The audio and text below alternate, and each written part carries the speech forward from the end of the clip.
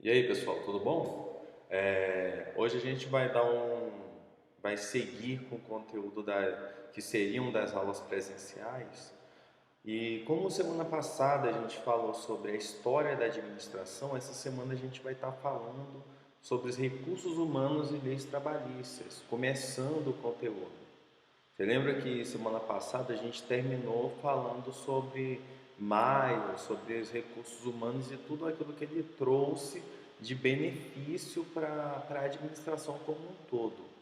Hoje a gente vai estar falando um pouquinho sobre o que foi desenvolvido após esse tempo, sobre a administração, sobre algumas leis, fatores que vão alterar a lei e sobre o que o profissional que trabalha no setor de RH ele tem que ter, quais competências que ele tem que desenvolver.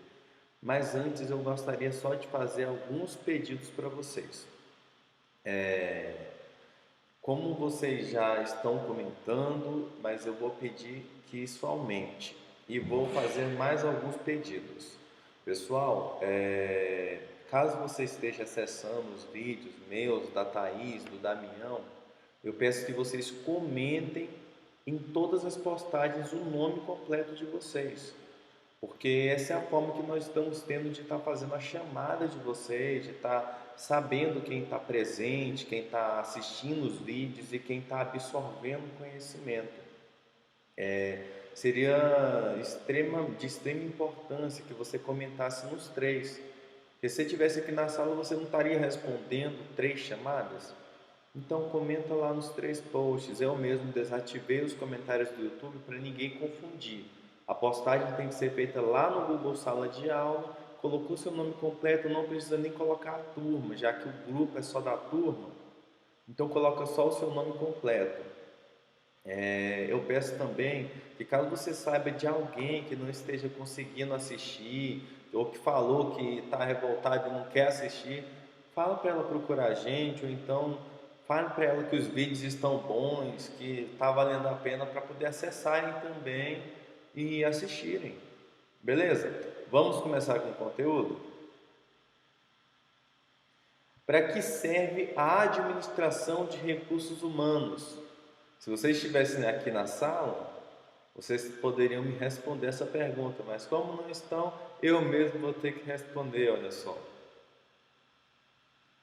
Primeiro, ela serve para lidar com a gestão de processos administrativos.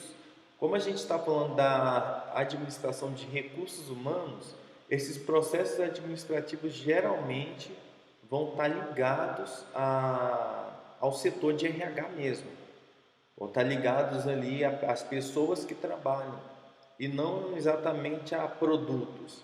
É as funções que são desempenhadas pelo setor mesmo. Estratégico relacional, através da condução da mão de obra como fonte de recurso produtivo. Então, quando a gente fala dos processos administrativos, estamos lidando diretamente com a parte estratégico relacional. Por quê? Porque é a estratégia de gerir pessoas e o relacionamento com essas pessoas, através da condução da mão de obra como fonte de recurso produtivo. Você lembra que nós falamos na aula passada? E caso você não viu o vídeo, ou caso você tenha esquecido, tem um vídeo na plataforma para você estar dando uma olhadinha. Essa parte estratégico-relacional através da condução da mão de obra como fonte de recurso produtivo é porque o mercado passou a considerar as pessoas como uma fonte de recurso e não como uma parte da produção. Então eu passo a considerar a pessoa, o ser humano, como alguém que é importante para que os recursos sejam produzidos e não como parte da máquina que está produzindo. E para que eu possa desenvolver esse estratégico relacional, para que eu possa lidar com ele durante o percurso do dia de trabalho, eu vou ter que utilizar algumas fontes de recursos, algumas fontes de direito do trabalhador. Para quê? Para que você possa resolver os problemas que estão vindo sobre você, no caso, sobre o setor de RH, e você possa resolvê-los à luz da lei. Não tirar apenas a solução da cabeça e pensar em uma forma de resolver. Você vai ali recorrer a recursos da lei, ao que está escrito ali, determinado pela lei, pelo ministério, pelo governo, para resolver os problemas do cotidiano no ambiente de trabalho, porque a gente sabe que lidar com pessoas é lidar com problema. E toda vez que a gente fala em relação a pessoas, a gente está falando em relação a problemas diferentes, porque às vezes a pessoa tem um gênio diferente da outra, tem um tipo, uma forma de trabalhar diferente da outra, e essas diferenças geram conflitos. O administrador de RH, o gestor do sistema de RH de uma empresa, ele tem que mitigar, ele tem que acabar. Olha a palavrinha nova para vocês. Mitigar significa eliminar os problemas que tem dentro do ambiente de trabalho. Então vamos aqui ver algumas fontes de direito e vamos falar um pouquinho sobre cada uma delas.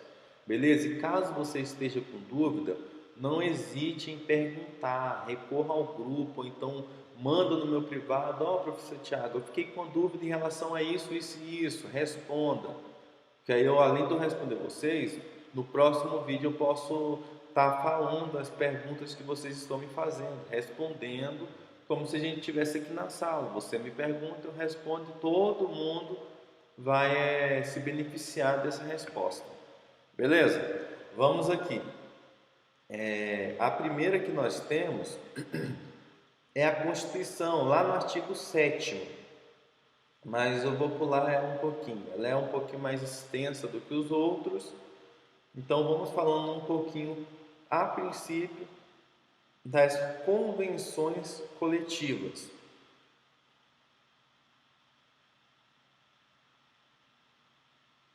Convenções coletivas, pessoal, nada mais são do que acordos entre os trabalhadores e os empregadores da classe sindicalizada. Normalmente eu gosto de fazer um desenho, um pequeno desenho no quadro para ilustrar, mas acredito que vai dar para vocês todos entenderem. O sindicato, caso vocês não saibam ainda, ele é um órgão das classes trabalhistas que vai visar defender o empregado. É lógico que ele recebe para isso, né? Ele vai estar recebendo aquela questão do um dia de trabalho, uma vez ao ano, para poder estar trazendo benefícios ao trabalhador, para brigar de igual para igual com o seu empregador por melhores salários, por uma melhor jornada. Ultimamente o poder desses sindicatos ele tem sido reduzido, e essa redução de poder e opção, né, porque muitos têm aquela opção de contribuir ou não para o sindicato e acabam não contribuindo. Então o poder dele tem sido reduzido, e quando se reduz o poder do sindicato, se dá poder ao empregador. Então, quando o sindicato não tem voz, o empregador ele pode ditar para você tudo o que você tem que fazer. Você de fato vai ter que ir lá e fazer aquilo que ele está pedindo. Elas são estabelecidas uma vez por ano e em uma data pré-estabelecida, não podendo ultrapassar 2 anos de intervalo entre elas. Quando a gente fala nas convenções coletivas, nós estamos falando de acordos, decisões que são tomadas para benefício dos trabalhadores. Essas convenções elas têm que ser renovadas geralmente anualmente. Caso ela não seja renovada durante um ano, no máximo 2 anos de intervalo entre essas convenções. E nessas convenções, o que vai acontecer lá? Como diz aqui no texto, as reuniões acontecem para os envolvidos negociarem condições de trabalho, como ajustes de peso salarial, benefícios, normas e jornada de trabalho, regras para cada função, direitos e deveres de cada um. Vamos lá. Quando a gente fala nessas reuniões e nessas negociações que ocorrem, é porque geralmente o sindicato vai propor uma melhoria. Vamos imaginar 3 empresas do ramo de TI, de tecnologia da informação. Caso o sindicato ele realize uma convenção coletiva e as pessoas decidam contribuir para o sindicato, vamos supor que o salário normal daquela categoria é 1.500. Se eu defino na convenção coletiva que toda aquela classe sindicalizada, os analistas de TI, vão ter que receber pelo menos R$ 2.000 de salário mínimo, no caso aquilo ali se tornaria o piso da categoria. Então toda aquela categoria das 3 empresas seria beneficiada por essa convenção. Todos receberiam um aumento no salário, porque isso é algo que foi definido na convenção e todas as empresas têm que seguir.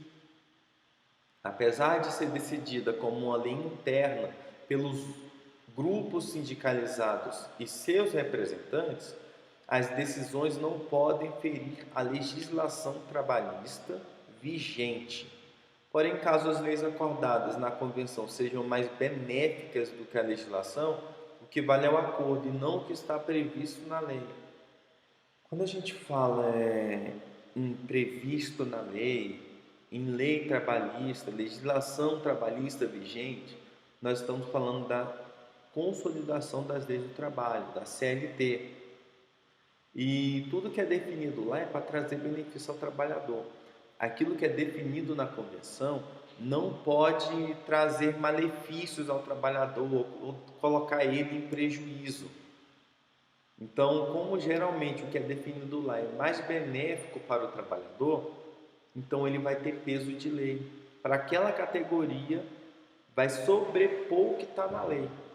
Se a lei define uma jornada de trabalho, por exemplo, de 8 horas, e lá na convenção eles falam que aquela categoria tem que trabalhar 6 horas, porque 8 horas é um tempo muito grande para aquela categoria, então todos os empregadores vão ter que acatar. E mesmo na lei falando que o normal são 8 horas, o que vai ser definido na convenção coletiva é o que vai valer para aquela categoria. Entenda que o benefício, vamos supor, se eles definirem que os analistas de TI, por exemplo, têm que trabalhar 6 horas, nenhuma outra categoria trabalhista vai dispor da mesma quantia de horas. Eles vão trabalhar de forma equivalente ao que está na lei. Mas se o sindicato definir que a carga horária tem que ser menor e isso for aprovado, aquela categoria que o sindicato representa vai ter uma carga horária menor. Por isso que nós falamos de sindicatos ativos e sindicatos que não são ativos. Porque aqueles que são ativos, eles vão estar indo atrás para caçar o direito, para melhorar a vida do trabalhador. Deu para entender, pessoal? Espero que tenha dado. E caso não, novamente eu falo. Se você não entendeu, pergunte. Não fique com isso guardado, nem pense que isso é apenas um vídeo. Isso é uma aula. A diferença é que eu estou aqui na sala e você está aí na sua casa. Vamos seguir? Temos os acordos coletivos, que você vê que parece um pouquinho com a convenção coletiva. As convenções são para toda a categoria sindicalizada. Os acordos são atos jurídicos celebrados entre uma entidade sindical laboral. Quando a gente fala laboral, pessoal, nós estamos falando trabalhista, ou então referente ao trabalho, de certa categoria profissional e uma ou mais empresas da correspondente categoria econômica, na qual se estabelecem regras próprias na relação trabalhista existente entre a empresa e seus empregados. Diferentemente da convenção coletiva de trabalho, que vale para toda, entenda, toda a categoria representada, os efeitos de um acordo coletivo de trabalho se limitam apenas às empresas acordantes e seus respectivos empregados. Então, quando nós falamos do acordo coletivo de trabalho, nós estamos falando entre um acordo entre o sindicato e algumas empresas. Vocês lembram que agora há pouco eu falei das 3 empresas do ramo de TI? Que quando o acordo coletivo passa a se tornar vigente, as 3 empresas são beneficiadas? Nesse caso, vamos supor que a empresa 1 e 2 vão aderir ao acordo coletivo e a empresa 3 decide ficar de fora desse acordo. Aí lá no acordo é definido que o salário que já está em 2.000, vocês lembram que a gente falou que o normal da categoria era 1.500, foi definido um piso de 2.000, que todos no caso são beneficiados. Aí no acordo coletivo eles definem que o salário tem que ser aumentado, que tem que ser de 2.500. Nesse caso, como foram só a empresa 1 e 2 que decidiram fazer esse acordo, então a empresa 1 e 2 vai entregar esse aumento aos trabalhadores, vai fazer esse aumento valer. Aí a empresa 3 vai estar recebendo 2.000, a 1 e 2, 2.500, porque não vale para toda a categoria, vale apenas para aquelas empresas que decidem fazer o acordo. Deu para entender, pessoal? Um pouquinho a diferença entre esses dois? Aí nós temos aqui também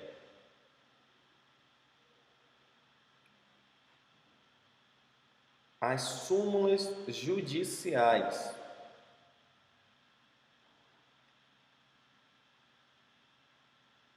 Que nada mais são do que direitos previstos na consolidação das leis do trabalho, mas que não foram detalhados nessa legislação. Por não estar previsto em lei, o que está na súmula não garante de imediato o direito aos trabalhadores. Vamos lá. Quando a gente fala em questão de súmula judicial, nós não estamos falando de nada que vai adicionar direito aos trabalhadores. Geralmente, quando a gente está aqui em sala, eu costumo falar para os alunos assim, que não sei se você conhece onde fica Padre Lúcio, uma comunidade que tem ali quase no caminho de Braslândia, indo daqui para Braslândia. Essa comunidade ela tem um ligeiro probleminha, que é, até um tempo atrás não se sabia a quem ela pertencia, se era o Distrito Federal ou se era Goiás. Então, a lei, ela teve que definir, através de um detalhamento, a quem Padre Lúcio pertencia. Então, esse detalhamento é exatamente uma súmula. Ele é uma adição à lei para detalhar algo que não está detalhadinho correto lá. Então, o que a súmula vai fazer? Ela não vai trazer direito ao trabalhador. Mas vamos supor que determinada categoria de trabalho não está sendo atingida pela lei. Nesses casos, você vai definir a súmula judicial para que ela seja adicionada no próximo ano, que para nós que somos administradores, nós chamamos de exercício. Então, o que é definido na súmula judicial, vamos imaginar como uma adição à lei. Vamos supor, não teve um período em que as empregadas domésticas não eram regidas pela CLT, elas não tinham muitos benefícios que os trabalhadores têm? Foi através de uma súmula judicial que foi detalhado o acréscimo das empregadas domésticas à lei, que a partir daquele momento elas passaram a usufruir dos direitos trabalhistas. Tudo isso é realizado através das súmulas judiciais. Elas não vão trazer direito, um adicional, falar assim, lembra do acordo da convenção que vão trazer um aumento para o salário, redução de jornada? Não.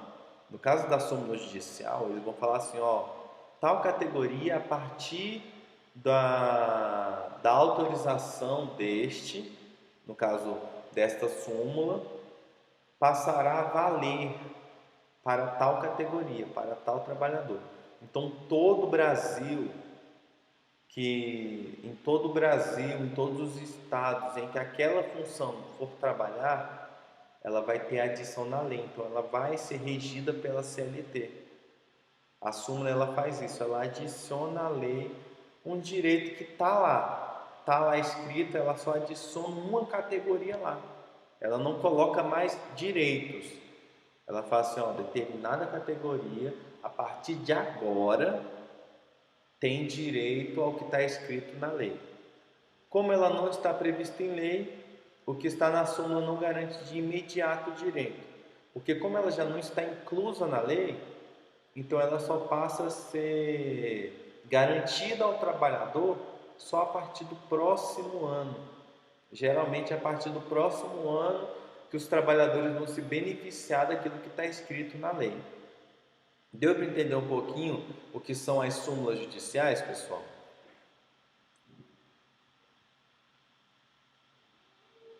Vamos lá. Por último, nós temos os regimentos internos. Quando nós falamos de regimentos internos, ou seja, da forma como os trabalhadores vão ser regidos, eu decidi colocar isso aqui porque isso também faz parte da vida trabalhista. Porque se a gente pensar só o trabalhador tem que ter direito, o empregador vai ficar para trás. E mesmo que ele tenha muitas vantagens, é necessário que a relação entre ambos seja igualada. Ela não pode trazer mais benefícios para um ou para outro. Eu tenho que igualar isso. A forma que foi encontrada de se igualar a questão de cobrança e direito dos trabalhadores foi a criação dos regimentos internos. E o que são eles? O regimento interno pode ser definido como um conjunto de normas, um regulamento. Desta forma, é possível entender este documento como um conjunto de normas definidas por um grupo para regulamentar o funcionamento de certa organização. Então, quando nós falamos de regimento interno, olha o nome, interno, não é algo que é definido por lei, para valer para todas as empresas. É algo que é definido ali pela própria empresa, para trazer ordem. Porque se não tiver, e você pode confirmar isso, que se não tiver um regimento interno, não tiver uma norma, uma regra no trabalho, muitas pessoas elas não têm compromisso. Então, se a gente fala que está livre o uso de celular, você vai ver pessoa lá pegando o celular, mexendo nele, tirando selfie, postando coisa na rede social. E comprovadamente o uso de celular ele reduz o rendimento das pessoas no trabalho. O regimento interno ele vai fazer isso, ele vai falar assim, ó, vamos supor, é proibido a utilização de celular durante um horário de trabalho. Então você vai estar proibido, e caso você use, a empresa fica livre para chamar a sua atenção e anotar uma advertência. O que a empresa não pode é te mandar embora dizendo que é justa causa por ter te visto utilizar uma vez ou duas. Mas o regimento interno ele vai trazer uma justificativa para isso. Porque muitas empresas elas vão adotar um sistema de a cada 3 advertências você tem uma suspensão, e a cada 3 suspensão você é mandado embora. O regimento interno ele vai fazer isso, ele vai falar, ó, você não pode fazer isso, e caso você faça, você vai tomar uma advertência. Então cada organização ela vai definir, como aqui fala, um conjunto de normas, é um regulamento. É para você garantir que você não vai chegar lá nas Casas Bahia e quando você chegar no vendedor e falar assim, ó, por favor, eu gostaria de saber uma informação sobre esse computador. Aí o vendedor chega até você e fala assim, espera um minutinho que eu só vou atender o meu pai. Aí passa meia hora conversando com o pai dele e depois ele volta para te atender. O regulamento ele define o que o empregado pode ou não pode fazer.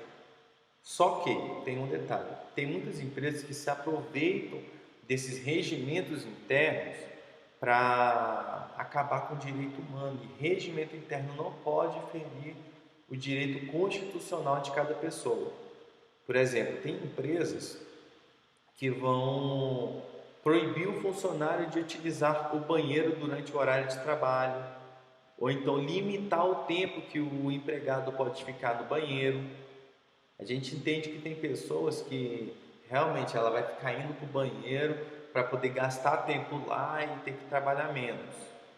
Mas o empregador ele não pode proibir ou reduzir a quantidade de vezes que essa pessoa vai, porque o organismo de cada pessoa funciona de forma diferente.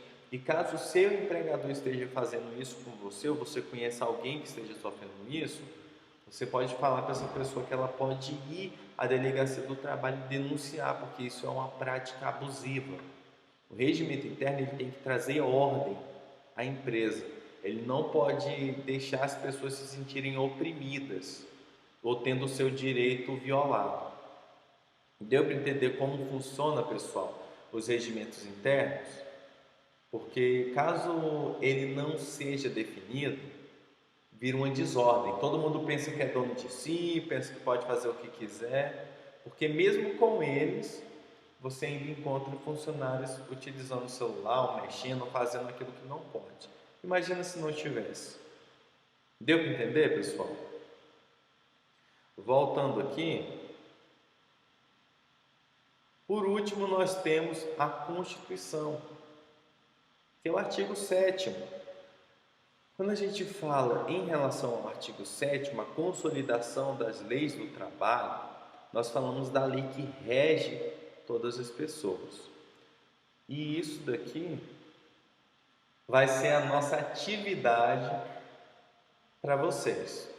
Entendam, eu não quero que vocês me entreguem ela escrita, eu não quero que vocês imprimam ela. Eu quero que vocês leiam. Procure aí no Google a Constituição, artigo 7º da CLT. Eu vou ver se eu consigo mandar para vocês um link com essa Constituição, com esse artigo. Aí eu quero que vocês deem uma lida, porque a gente vai falar bastante sobre a CLT durante o curso. Então, para que você esteja inteirado, por favor, dê uma olhadinha nessa CLT, para que tudo que a gente for falar no decorrer do curso, não somente nessas aulas online, mas principalmente presencial, você esteja por dentro. Beleza? Então eu vou pular essa explicação de agora para que você pesquise um pouquinho sobre a Constituição, o artigo 7º, que é a CLT, e a gente possa compartilhar o nosso conhecimento. Beleza? Vamos seguindo.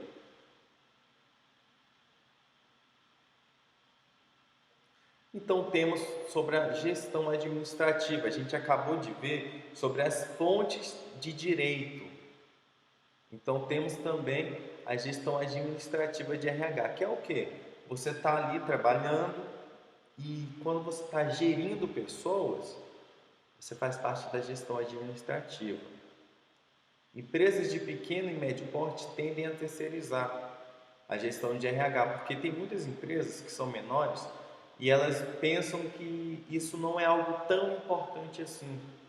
Então elas terceirizam. Não sei se você já viu algumas empresas que vão terceirizar processos, seja a admissão de pessoas, seja a demissão ou a contratação através dos processos seletivos. Não sei se você já participou de processos seletivos, que geralmente eles são feitos por uma empresa e quando você passa por esse processo, você é encaminhado para a empresa onde você vai trabalhar, para concluir o processo de admissão.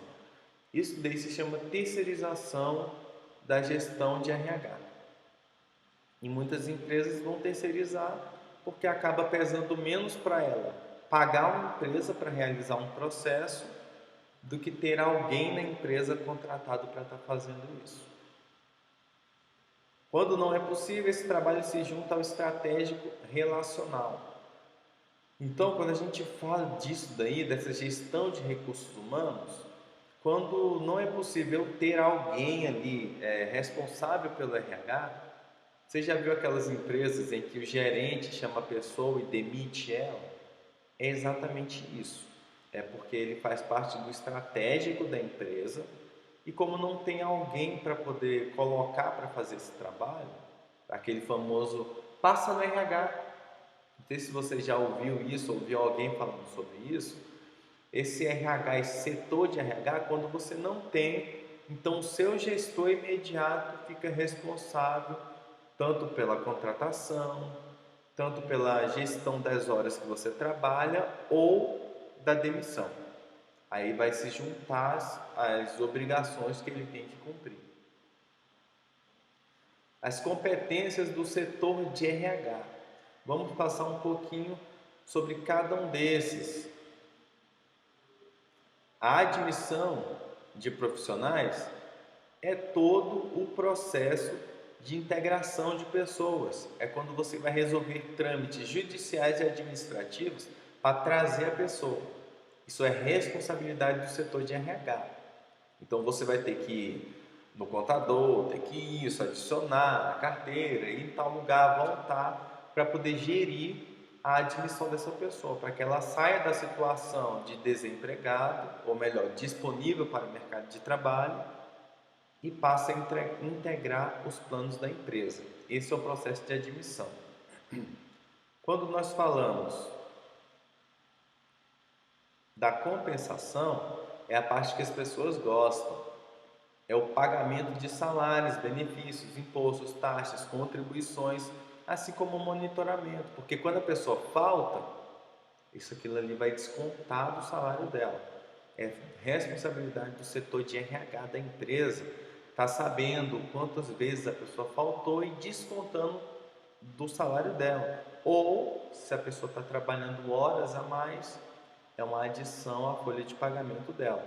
Essa compensação é responsabilidade do setor de RH. E o desligamento de funcionários, que é a parte triste.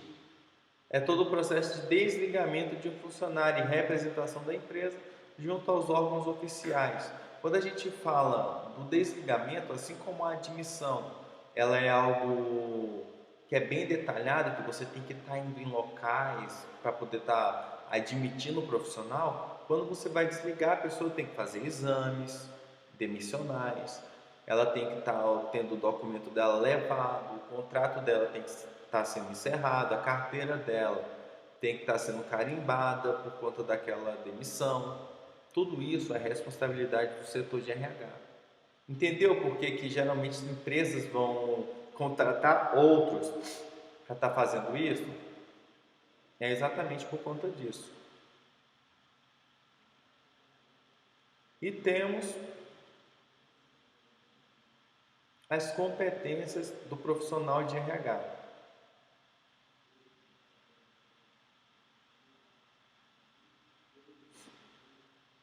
Que é estar atualizado contra aquelas legislações, contra tudo, com tudo aquilo que a gente falou, ele tem que estar atualizado e solucionar problemas atípicos apresentados pelo empregado. Durante o dia de trabalho, durante o círculo laboral de cada um, vão surgir diversos problemas. É a Mariazinha que não gostou do que a Marieta falou que não quer nem saber dela, que não quer trabalhar no mesmo setor. É fulano de tal que deu problema quanto ao salário. Eu tenho que resolver esses problemas na hora que eles vêm. Eu não vou ter tempo de falar assim, deixa eu só dar uma lida aqui na CLT. Então você tem que estar atualizado quanto à legislação. Por isso eu recomendo que vocês também estarem de olho na legislação que foi aprovada em 2017. E a gente vai ver um pouquinho disso nas próximas aulas. Por favor, procurem estar lendo sobre ela, porque isso é algo importante para o trabalhador. Tem que ter também um bom relacionamento interpessoal, tem que ser criativo. Aí você fala assim, mas como assim eu não sou criativo? Criativo, pessoal, é exatamente o que a gente falou. É quando a pessoa vem para você com um problema, você vai ter que resolver aquele problema, não tem? Então é exatamente isso. Quando você resolve esse problema dessa pessoa, sem precisar estar lendo nada, você resolve ali de forma correta, segundo a lei, mas você não vai poder olhar. Então você tem que puxar aquilo que tem na sua cabeça e resolver o problema.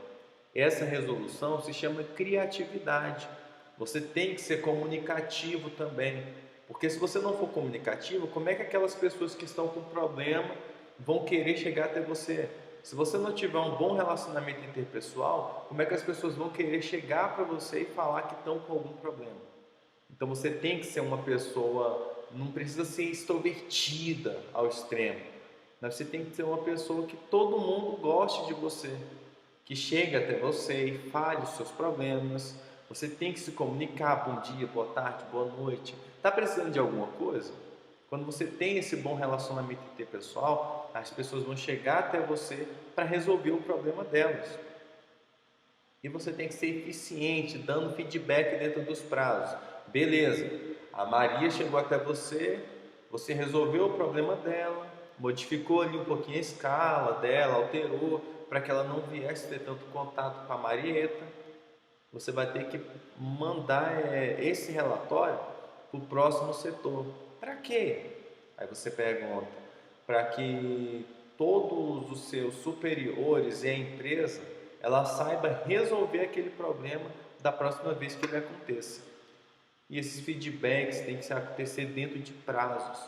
Você não pode deixar ali e tal, resolver o problema e deixar solto. Você tem que realizar uma entrega, um prazo. Então, essas são as competências que um profissional de RH tem que ter todos os dias de trabalho dele. E você, como profissional, também, você tem que estar atento ao que a lei fala para a sua categoria, ao que a lei está falando para você. Deu para entender um pouquinho, pessoal?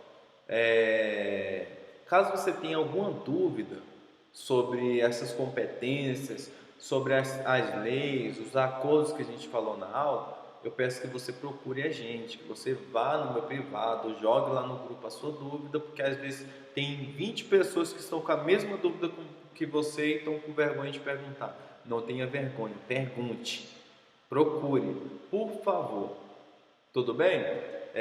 Qualquer coisa que vocês precisarem, procurem, tudo que vocês tiverem dúvida, falem. E até semana que vem, por favor, leiam lá a CLT, o artigo 7º, para que semana que vem a gente possa dar continuidade ao conteúdo. Beleza? Até a próxima aula e tchau!